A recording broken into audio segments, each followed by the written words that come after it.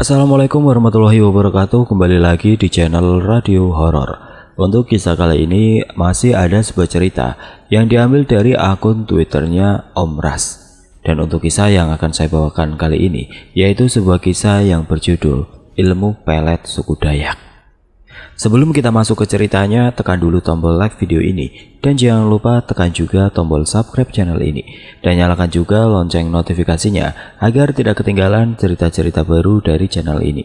Dan bagi teman-teman yang ingin membaca langsung ceritanya, nanti silahkan saja kunjungi linknya yang nanti akan saya sertakan di kolom deskripsi. Dan seperti apa untuk kisah kali ini? Langsung saja kita simak berikut ini. Sebuah cerita yang ditulis berdasarkan kisah nyata tentang ilmu pelet suku Dayak. Irama musik dangdut yang riang mengiringi lagu yang dinyanyikan oleh salah satu artis lokal tersebut. Para tamu undangan yang sedang makan sesekali melihat ke arah panggung, menyaksikan kelincahan goyang artis cantik itu. "Sekarang mari kita panggilkan Dewi," ujar artis cantik yang lincah tadi di akhir penampilannya. Seorang wanita yang tidak kalah cantik dengan penampilan nyentrik naik ke atas panggung. Wanita berambut curly dengan mata bulat besar bak boneka Barbie itu memiliki senyum yang sangat menawan. Bajunya yang pendek memperlihatkan lengan dan kaki putihnya yang semakin menonjol karena baju yang ia kenakan berwarna merah terang. "Terima kasih Linda. Lagu Selamat Malam saya persembahkan untuk kedua mempelai yang sedang berbahagia dan juga untuk para tamu yang hadir," ucap Dewi memperlihatkan senyumannya yang mampu menghipnotis semua tamu yang hadir untuk terus menatap ke arahnya. Alunan musik lembut mengiringi lagu dangdut yang dinyanyikan oleh Dewi. Suaranya yang merdu membuat para tamu undangan seketika bersorak ketika lagu selesai dinyanyikan. Lagi, teriak bapak-bapak yang sedang mengumpulkan piring-piring kotor sembari mengacungkan piring-piring yang ia bawa. Tawa renyah Dewi menanggapi ulah bapak-bapak itu mengundang suit-suitan dari yang lain. "Lagi Pak, baiklah saya akan mempersembahkan sebuah lagu lagi yang berjudul Secawan Madu." Serentak sorak-sorai tamu undangan kembali riuh terdengar. Sementara di pelaminan, pengantin perempuan itu terlihat sinis menatap panggung di mana Dewi berada. Jelas terlihat raut ketidaksukaannya terhadap Dewi. Entah karena apa. "Dewi, Wi, tunggu sebentar Wi," ujar seorang laki-laki yang merupakan mempelai pria di acara tadi. "Apa sih?" bentak Dewi seraya menepis tangan laki-laki itu. "Wi, aku masih belum selesai denganmu. Semuanya sudah selesai antara Anda dengan saya, tidak ada hubungan apa-apa lagi." "Dewi," ujarnya lagi sembari terus menahan tangan Dewi. "Lepas." "Dewi, aku masih mencintaimu, Wi." Untungnya Anton yang merupakan salah satu anggota grup musik mereka datang menghampiri Dewi. Dan sebelum ada yang salah paham, Anton menarik Dewi untuk keluar dari ruangan tersebut. "Siapa sih dia, Wi?" tanya Anton setelah berada di luar. "Mantan suamiku," jawab Dewi membuat Anton terbelalak. "Ah, mantan suami?" ujarnya tidak percaya.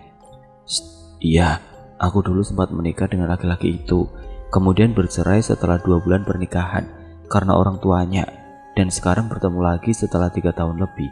Kami tidak saling terdengar kabar," ucap Dewi pelan. Setelah sampai di rumahnya, Dewi lantas merebahkan tubuhnya yang lelah di atas kasur empuknya. Helaan nafas Dewi terdengar berat. Matanya terpejam dan terbayang kembali olehnya kenangan-kenangan masa lalu. Ketika ia dan Randy bercerai karena laki-laki itu lebih memilih membela keluarganya yang jelas-jelas salah ketimbang istrinya yaitu Dewi. Dan setelah setahun bercerai dengan Randy, ia kembali menikah dengan pemilik organ tunggal. Tapi pernikahan keduanya itu pun tidak berjalan lama, hanya berumur 9 bulan saja. Kemudian bercerai lagi karena tuntunan dari istri pertama suaminya. Dan dari hasil pernikahan keduanya itu, Dewi hamil. Tapi suami keduanya tersebut tidak mau memberi nafkah pada anaknya, dan itulah yang mengharuskan Dewi menafkahi anaknya seorang diri. Berbagai macam pekerjaan dia lakukan untuk mendapatkan uang, sampai akhirnya ia bertemu Linda. "Suaramu bagus, Wi. Kenapa kau tidak jadi penyanyi saja?" Ya walaupun cuma artis lokal, tapi penghasilannya jauh lebih baik, Wi, ujar Linda kala itu. Aku tidak punya modal untuk mempercantik diriku, Lin. Jangankan untuk mempercantik diri, untuk mencukupi kebutuhan anakku saja aku kewalahan, Lin, keluh Dewi. Kalau kau mau, aku akan mengajarimu cara mendapatkan modal, Wi, ujar Linda sambil tersenyum. Dewi mengerutkan keningnya, menatap Linda yang tersenyum manis di hadapannya. Bagaimana caranya? Tanya Dewi. Dan dari situ, Linda mengenalkan seorang laki-laki hidung belang yang merupakan langganannya pada Dewi. Meskipun penampilan Dewi kala itu bisa dibilang masih sederhana, tapi parasnya yang cantik mampu membuat si lelaki hidung belang itu mau membayarnya dengan jumlah nominal yang cukup besar untuk satu malamnya. Dewi menggenggam erat uang haramnya yang ia dapat dari lelaki hidung belang tadi malam. Ia menyerahkan uang itu pada Linda, dan kemudian Linda yang mengubah drastis penampilan Dewi. Dewi sendiri terpukau begitu berdiri di depan cermin, menatap tubuh indahnya yang dibalut dengan baju ketat dan celana pendek yang memperlihatkan paha mulusnya. Mudah kan mencari uang, Wi? Tanya Linda. Tapi aku tidak mau lagi seperti itu, Lin, ucap Dewi parau. Ah, tidak usah dipikirkan. Yang penting kamu dan bayimu bisa hidup layak, makan enak, dan punya tempat tinggal yang bagus. Dewi menarik nafas panjang. Antara hati dan pikirannya benar-benar tidak karuan. Ia senang namun juga merasa kalau dirinya sudah sangat kotor. Maaf Bu, ini dari tadi Arif nangis terus. Sudah saya kasih susu, tapi dia tidak mau berhenti nangis. Mungkin dia sedang rindu pada ibu, ujar Nuni, pengasuh anaknya Dewi yang selalu setia menjaga Arif saat Dewi sedang bekerja, membuyarkan lamunan Dewi. Dengan penuh kasih sayang, ia menggendong anaknya tersebut. Rindu mama ya nak, maafkan mama ya sayang, mama kerja terus, hampir tidak ada waktu untuk bermain bersama Arif, ucap Dewi. Tangis bayi itu perlahan-lahan mereda ketika sudah berada di pelukan sang ibu. Saat Dewi tengah asik bermain dengan anaknya, Linda datang dan langsung meletakkan tasnya di atas meja rias Dewi. Lagi main sama Arif ya? Pantas aku ketuk-ketuk pintu di luar kamu tidak mendengar, kata Linda tersenyum. Wi, kamu tahu tidak, di grup musik kita akan kedatangan 2 orang penyanyi baru lagi, ujar Linda. Ah, benarkah? Aku belum tahu kabar itu. Iya, katanya datang dari kota B. Jujur aku takut kalau kemunculan mereka akan menenggelamkan nama kita, Wi. Maksudnya? Ya, aku takut kalau mereka datang dan akan menjadi idola baru yang laku dari kita, Wi. Masa seperti itu saja kamu tidak paham? Apalagi sekarang usia kita sudah tidak lagi muda, dan penampilan kita jelas tidak akan selamanya bisa bersaing dengan anak-anak muda, Wi. Lalu sekarang kamu mau bagaimana, Lin? Tanya Dewi. Aku ingin pasang susu, Wi, atau semacamnya. Yang penting bisa membuat orang-orang selalu ingin melihat kita dan kita disenangi semua orang, ujar Linda. Dewi mengerutkan alisnya. Ia meletakkan tubuh bayi Arif ke atas kasur, lalu duduk sambil menatap Linda. Kamu serius? Memangnya ada yang seperti itu? Tanya Dewi. Ya tentu ada. Aku tahu tempat dukun yang bagus di pedalaman. Oh ya, lalu kenapa kau tidak pergi, Lin? Karena aku ingin mengajakmu, jawab Linda singkat. Tapi setelah dibujuk oleh Linda, akhirnya Dewi pun mau ikut bersama sahabatnya tersebut. Pada hari yang sudah ditentukan, Linda dan Dewi lantas berangkat menuju ke desa yang disebutkan oleh Linda. Perjalanan yang cukup panjang mereka lewati dengan menaiki mesin motor, sejenis perahu mesin tapi bentuknya lebih besar dan panjang. Di dalam mesin motor itu Dewi duduk bersebelahan dengan seorang pemuda yang menggunakan jaket hitam dan celana jeans pendek. Wajahnya cukup tampan dan sangat ramah sekali. Itu terbukti ketika Linda dan Dewi keluar dari mesin motor. Si pemuda tersebut membantu memegangi tangan Dewi dan membawakan tas yang dibawa oleh Dewi dan Linda sampai ke atas pelabuhan. Terima kasih adik, ucap Dewi seraya memberikan uang 100 ribuan pada si pemuda tampan. Tidak usah, aku ikhlas. Oh ya, perkenalkan, nama aku Satria. Dewi. Saat Dewi dan Linda naik ojek, Satria masih menatap mereka sampai menghilang di tikungan. Singkatnya setengah jam naik ojek dengan ditemani debu-debu jalanan yang bertebaran. Akhirnya mereka sampai juga di sebuah rumah yang hanya berukuran 6x7 saja. Halamannya luas dan banyak sekali pohon kenanga di sekitaran rumah tersebut. Saat Dewi menginjakkan kakinya di pelataran rumah itu, Dewi merasakan hawa-hawa aneh yang janggal. "Mau cari siapa?" tanya seorang wanita yang sebaya dengan mereka. "Kami berdua mau ketemu sama Kai Anum," nama samaran, jawab Linda. Wanita itu mengangguk dan mempersilahkan mereka berdua untuk masuk ke dalam rumah. Di dalam rumah, di dekat sebuah radio yang masih memutar lagu, terlihat seorang laki-laki tua yang kira-kira usianya saat itu sekitar 60 tahunan, tengah tertidur. Beberapa anak kecil berlarian masuk ke dalam rumah, duduk di dekat Linda dan Dewi. Mereka sesekali tertawa dengan gaya malu-malu. Wanita yang tadi mempersilahkan mereka masuk sudah keluar dari dapur, membawakan air putih dan teh panas untuk kedua tamunya. Malam harinya setelah makan, mereka berdua diajak masuk ke salah satu ruangan yang nampaknya merupakan tempat ritual si kakek.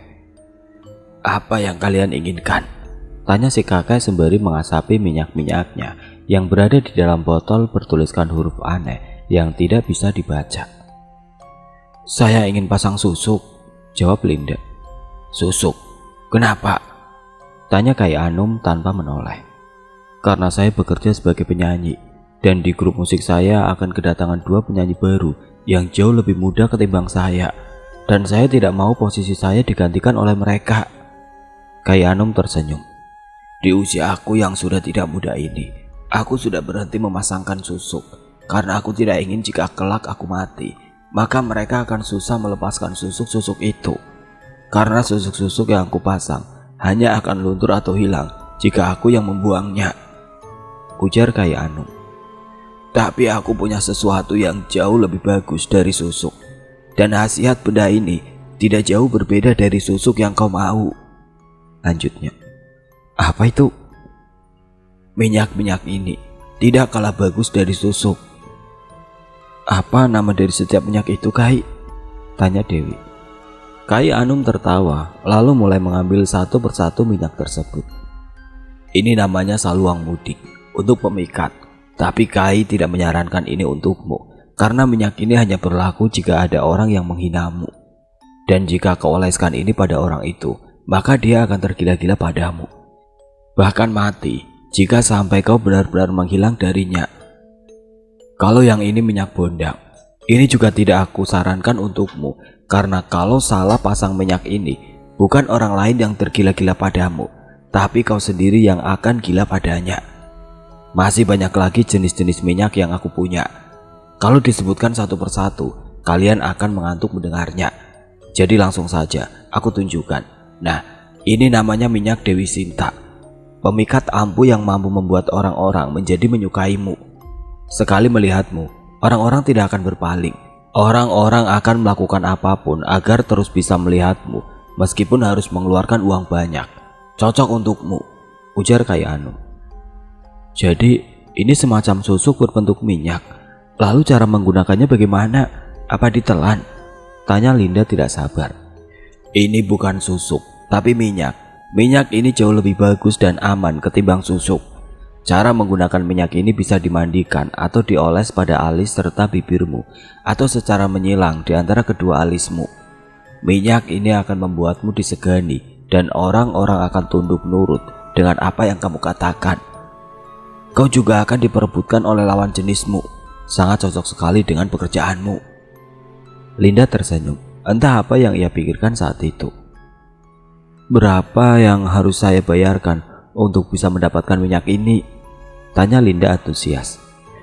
"Minyak asli yang memiliki isi bisa kau suruh-suruh atau kau ajak bicara. Contohnya seperti dia ini," ujar si Kai Anum seraya menunjuk ke arah botol minyak yang jauh lebih kecil. "Berayun, berputar," ujar Kai Anum pada botol minyak bertali benang hitam tersebut. Yang anehnya, minyak itu berayun dan berputar sama seperti suruhan dari Kai Anum tadi. "Boleh saya coba sentuh, Kai?" tanya Linda terpukau dengan minyak yang berayun tersebut. "Stop," ujar Kai Anum, lalu membimbing Linda untuk mencoba memegang ujung benang dari minyak tersebut. Linda langsung terengah ketika ia merasakan denyutan yang menjalar melalui nadinya ketika minyak tersebut mulai bergoyang dengan sendirinya. Astaga Wi, minyaknya benar-benar bergerak sendiri, ujar Linda histeris kegirangan. Namun tiba-tiba, brak, tubuh Linda seperti terdorong oleh sesuatu. Linda kaget dan langsung melepaskan minyak itu. Ada apa Kai? Kenapa bisa begitu? Tanya Dewi seraya membantu Linda bangun. Ada niat tidak baik dari temanmu ini. Penunggu rumahku tidak menyukai niatnya itu, jawab Kai Anum seraya mengambil sebiji telur ayam dari dalam wadah anyaman rotannya. Telur itu dipecahkan dan terlihat darah kental yang berbau mirip seperti haid. Kamu ada niat apa sebenarnya? Jujur saja, ujar Kai Anum tersenyum. Linda gugup. Berkali-kali ia menelan ludahnya yang terasa keluh. Ya sudah, kalau tidak mau jujur, aku pun sudah tahu niatmu itu. Dan aku sarankan untuk tidak melakukan niat tidak baikmu itu di sini. Karena aku takut kalau itu terjadi, kau sendiri yang akan tersiksa. Ujar Kai Anum membuat Dewi lagi-lagi mengerutkan alisnya. Niat buruk apa sih Lin? Desak Dewi. Sudah, jangan berdebat di tempatku. Sekarang katakan saja kalian mau berapa jenis minyak? Tanya Kai Anum. Saya yang Kai sebutkan tadi saja, jawab Linda. Saya pun juga sama, sahut Dewi. Baiklah, kita tunggu sampai malam Jumat berikutnya, kata Kai Anum. Ah, apa tidak bisa sekarang saja Kai? Tanya Linda. Kai Anum menggeleng. Malam Jumat adalah malam yang tepat dan bagus. Singkatnya malam Jumat yang ditunggu-tunggu pun tiba. Proses pemindahan minyak dari botol induk dan pemberian nama pemilik itu berjalan lancar. Mereka berdua pun dimandikan dengan air kembang yang sudah dicampur dengan minyak Dewi Sinta tersebut. Saat guyuran pertama, Dewi merasakan ada sesuatu yang sangat berat, seperti tertarik keluar dari dalam tubuhnya. Dilanjut dengan guyuran kedua, Dewi merasakan tubuhnya menjadi sangat kedinginan, dan pada guyuran ketiga, Dewi merasakan tubuhnya menjadi ringan, seolah tanpa beban. Pikirannya pun tidak lagi semu. Semuanya terasa ringan, enteng, dan dia merasakan sesuatu yang tidak bisa dijelaskan dengan kata-kata. Karena kalian ada di sini, maka sebagai syaratnya, kalian harus menyerahkan pin duduk yang sudah aku siapkan ini kepadaku. Masukkan juga uangnya ke dalam wadah beras itu, ujar Kai Anum menunjuk ke arah 2 buah wadah anyaman rotan yang berisi baskom tempat menaruh pin duduk yang antara lain selembar tapi, beras, kelapa yang dililit benang, dan jarum yang ditusukkan pada uang. Kamu duluan Wi, suruh Linda. Ini pin duduk dan maharnya Kai, sebagai pengganti minyak yang saya minta, ucap Dewi seraya menyerahkan wadah pin duduk itu pada Kai Anum. Aku terima pin duduk dan maharnya. Sekarang minyak ini sudah menjadi milikmu. Dan ingat pantangannya. 1. Jangan dibawa melayat. Dan 2. Jangan dibawa masuk area pekuburan, ujar Kai Anum. Dewi mengangguk sambil tersenyum. Lalu setelah itu giliran Linda yang menyerahkan pin duduk serta maharnya. Keesokan harinya setelah sarapan bersama dengan keluarga besar Kai Anum, mereka berdua pamit untuk segera pulang. Sebulan setelah minyak itu berada di tangan mereka, pekerjaan mereka perlahan-lahan semakin lancar dan dalam seminggu saja mereka bisa meraup jutaan dari hasil saweran. Belum lagi uang bonus dan lain-lainnya. Mereka bahkan mendapatkan tawaran bergabung dengan grup musik yang sudah lumayan terkenal dan besar. Kamu yakin Wi tidak mau ikut masuk grup itu? Penghasilanmu bisa jauh lebih besar lagi Wi. Dewi menggeleng. Aku sudah merasa jauh lebih daripada cukup pada grup yang sekarang Lin. Kalau kau ingin ikut grup itu silakan saja Lin. Aku terus mendoakan yang terbaik untukmu, jawab Dewi pelan. Dan sejak saat itu Dewi dan Linda sudah jarang bertemu karena mereka sibuk dengan masing-masing pekerjaan. Terlebih lagi Linda, karena sejak ia bergabung di grup musik besar tersebut, ia bahkan tidak memiliki waktu sehari pun untuk libur. Malam itu Dewi tampil di sebuah acara pernikahan dan pihak keluarga mempelai menginginkan Dewi menyanyi setelah akad nikah sampai jam 12 malam. Lalu dilanjut besok paginya untuk menghibur para tamu yang datang.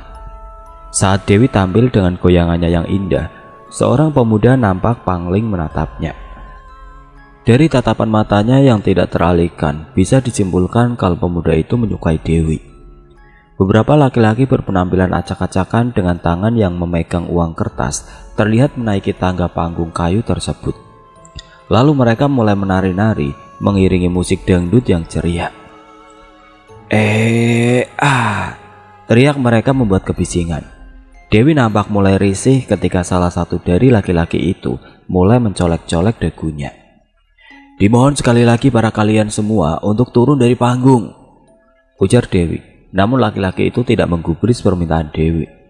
Malah sekarang mereka semakin kurang ajar dengan merebut mikrofon di tangan Dewi lalu berkata, "Pelacur saja sombong." Wajah Dewi memerah mendengar hinaan yang keluar dari mulut laki-laki itu. Dengan refleks tangannya menampar wajah si laki-laki tersebut. Plak! Penonton yang melihat itu lantas berteriak dan mencaci maki laki-laki tadi. Bahkan ada beberapa orang yang melempari mereka dengan gelas air mineral. Laki-laki yang tidak terima dicaci maki oleh penonton langsung melampiaskan amarahnya pada Dewi. Brak! Tubuh Dewi terjatuh. Pergelangan kakinya yang memakai sepatu tinggi itu terasa sangat sakit sekali. Sementara anggota grup lainnya yang tidak terima artisnya diperlakukan seperti itu, malah terlibat perkelahian dengan gerombolan laki-laki tersebut. Keadaan pesta malam itu benar-benar kacau. Seorang pemuda yang sedari tadi melihat ke arah Dewi, lantas bergegas naik ke atas panggung dan langsung memukul seorang laki-laki yang hendak menghajar Dewi.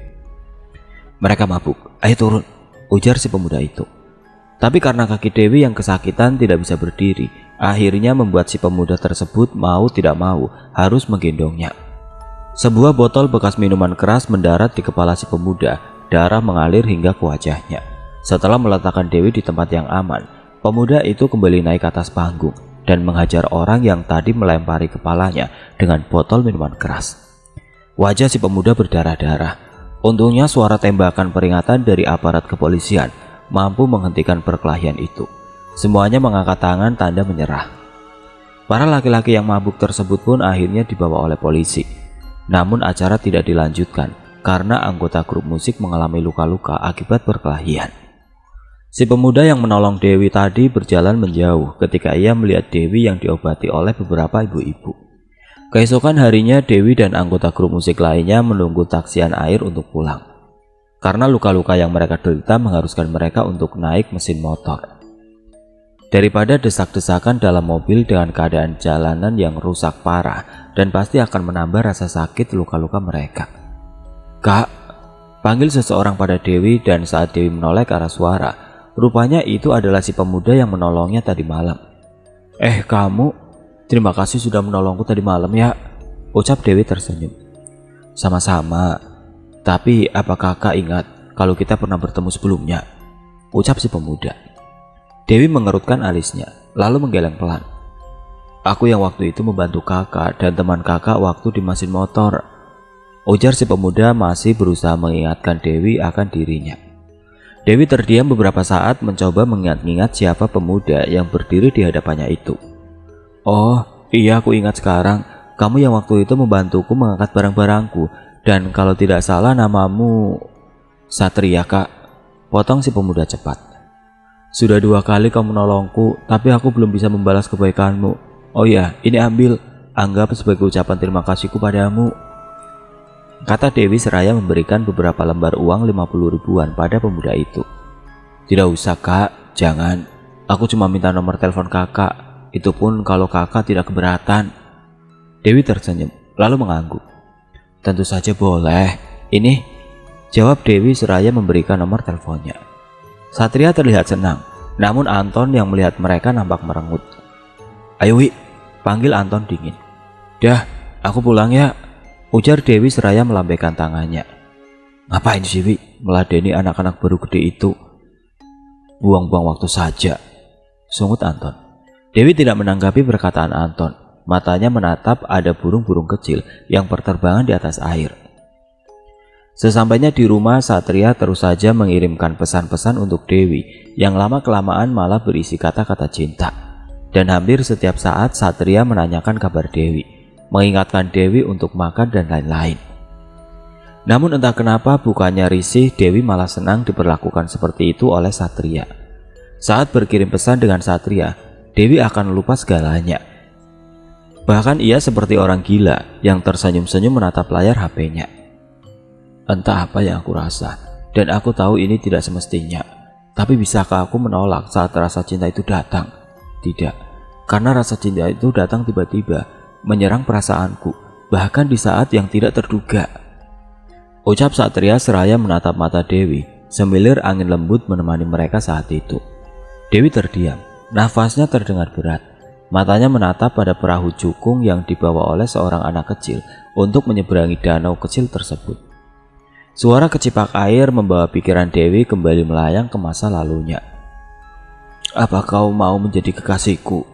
tanya Satria pelan, dengan perasaan was-was dan takut akan ditolak oleh wanita cantik tersebut. Dewi menarik nafas panjang, lalu ia meletakkan tangannya di atas kursi kayu tersebut, bermaksud untuk beranjak dari duduknya. "Jawab aku," ucap Satria bergetar. "Kau masih terlalu muda untuk mengenal cinta, Sat. Belum waktunya. Kau menganggap remeh cintaku karena usiaku yang muda. Asal kau tahu, kedewasaan bukan terletak pada usia. Siapapun pasti akan menjadi tua, tapi tidak semuanya bisa bersikap dewasa," ujar Satria lalu menghela nafas. "Andai aku ceritakan semua kisah hidupku, aku yakin kau pasti tidak akan percaya," lanjutnya pelan. Dewi menarik nafas dalam-dalam. Hati, pikiran, dan mulutnya saat itu benar-benar saling bertentangan. "Aku mau jujur padamu. Selama aku menjadi penyanyi dari panggung ke panggung, aku selalu menyembunyikan identitasku, kisahku, dan semua rahasia tentangku. Dan sekarang aku ceritakan padamu, sebelum kau benar-benar mencintaiku terlalu dalam. Lebih baik kau kecewa sekarang daripada nanti setelah kau menjalin hubungan denganku," ucap Dewi serak. Satria menatap Dewi dalam diam, menunggu kejujuran yang akan Dewi ungkapkan. "Aku sudah pernah menikah, dan dari hasil pernikahan keduaku, aku mempunyai anak yang sekarang usianya kurang dari 1 tahun. Masih bayi sekali," ucap Dewi. Satria mengalihkan pandangannya. Nafas pemuda itu terdengar tidak beraturan. "Lalu kau sekarang masih dengan suamimu?" tanya Satria akhirnya. "Aku sudah bercerai sejak usia kandunganku masih sangat muda." Mendengar jawaban dari Dewi, Satria lantas menghela nafas lega. "Syukurlah kalau begitu. Maksudmu?" "Aku akan tetap mau dan akan menerima kamu juga anakmu. Anak kita," jawab Satria membuat Dewi terharu. Dewi meneteskan air mata bahagia, tapi di sisi lain ia bertanya-tanya, apa mungkin bisa ia percaya pada cinta yang diberikan oleh pemuda itu? "Orang tuamu bagaimana?" "Aku tidak punya orang tua. Orang tuaku sudah lama meninggal dan aku hidup bersama nenekku. Tapi nenekku juga sudah meninggal.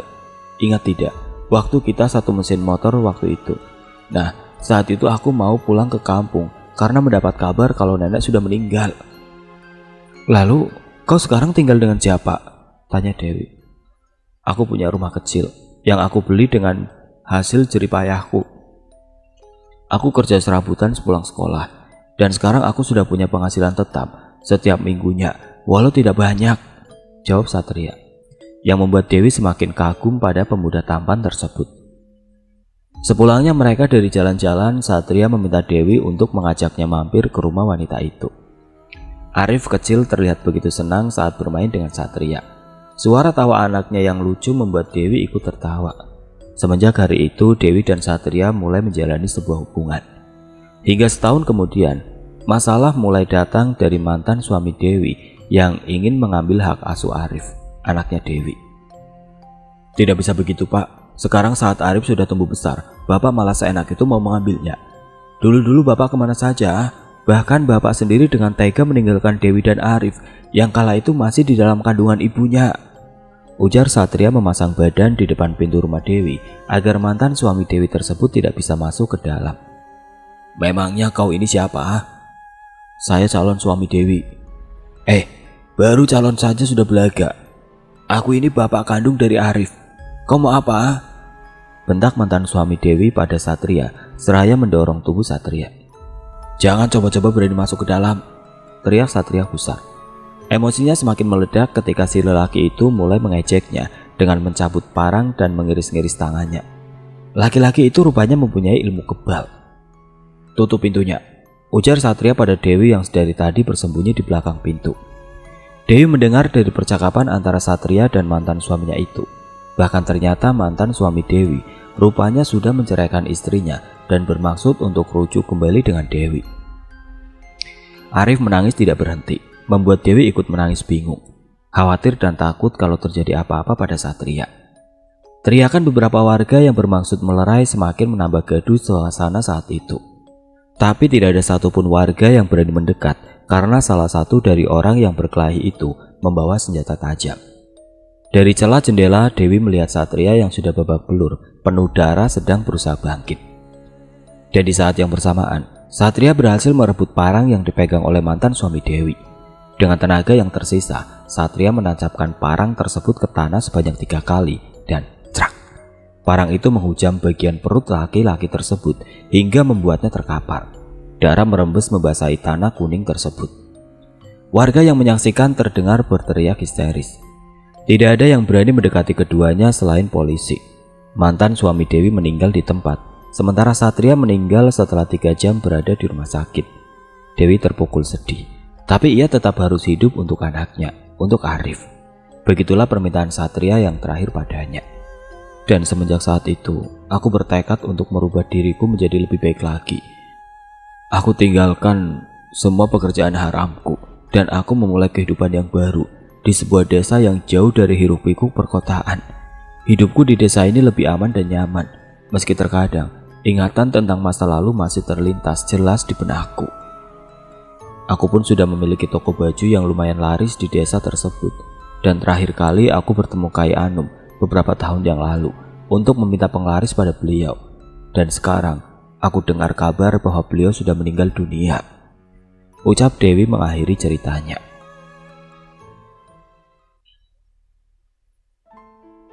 Oke teman-teman, sekian untuk cerita kali ini. Semoga apa yang sudah saya sampaikan dalam kisah ini dapat dijadikan pelajaran untuk kita semua.